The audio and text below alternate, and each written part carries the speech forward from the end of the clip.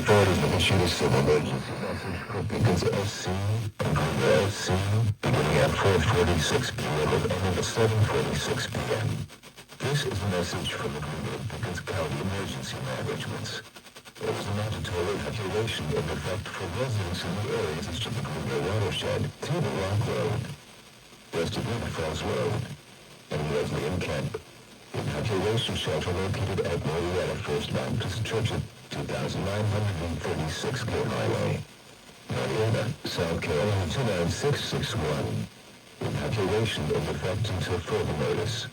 If you need further information, call the Public Information Phone System at 864-467-3428.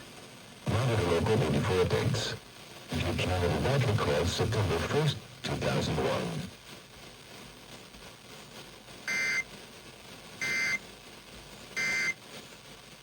It's not worth it.